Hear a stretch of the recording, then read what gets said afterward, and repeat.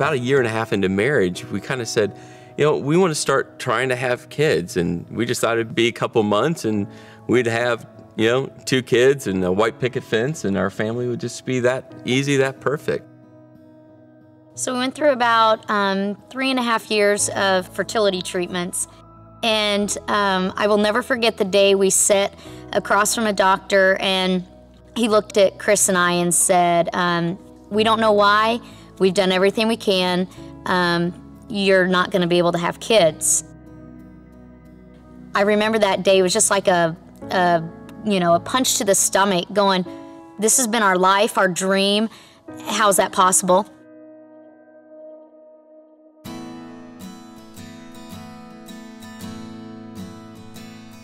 We were given an amazing opportunity to adopt 2 kids.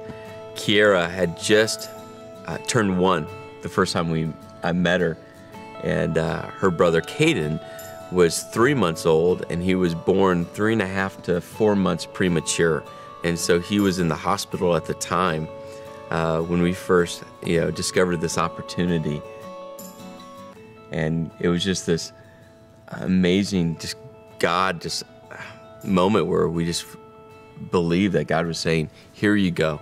Kaden, he, with his lungs being underdeveloped, he had a trach in. Doctors had said that he was doing great. They had taken his oxygen intake down. He was eating real foods, drinking out of bottles. He was doing really good. And it was just time. Yeah. We just needed time for his lungs to develop more. Every day was an adventure, but we never forgot to thank God truly for the fact that he did answer our prayers and give us the 2 kids that we've always prayed for.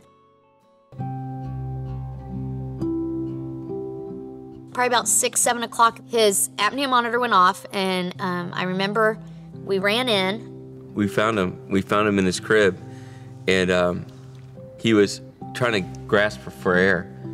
And I think even before that, you just saw him, and you could see the distress in his face, and we'd never seen that before. And so I quickly looked at Kim and said, go call 911. I remember we were giving him CPR, and you just know it's not working. Air wasn't getting down to his chest. And I'll never lose that image in my mind of just knowing that there was nothing I could do. I begged God. I begged him for a miracle. I begged him to save his life. I sat there and I did everything I could to say, God, please. I've seen you work miracle after miracle after miracle in the lives of so many people. Tonight, I need you. Tonight, I need you to save my son. And I know that you can. I know you have the power to save him. Please, give me that one request. And it was silent. To this day, I'm not sure why God didn't answer my request. And I still wonder, why not us? Why not our boy? But I'm not sure if there's really a reason God could give me. But what I do know is God hurts with us. And our loss is his loss. I remember just saying to God that this is what I'd always wanted. I had begged, I had cried, I had pleaded with God to just have kids call me mom. And I remember being mad, and I remember being confused and hurt and upset. And at the same time, there was still a nugget inside of me that said, God gave you this, and it's his to take away.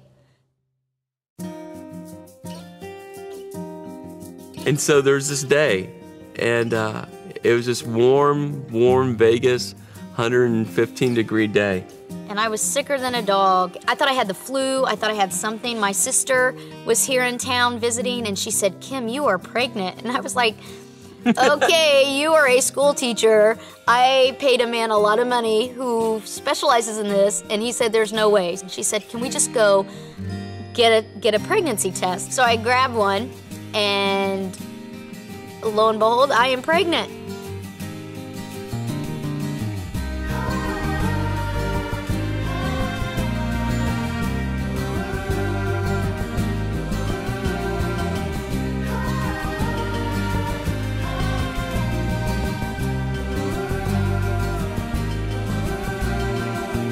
I kind of laughed the first time I held Claire, but it was kind of a laugh to say, God, I get it. You've just called us to follow you, not to make sense out of all this stuff going on, not to understand it. And so as I held Claire for the first time, blown away by just the miracle of birth, was just God saying, I'm with you. And thank you for following me. Thank you for walking by faith.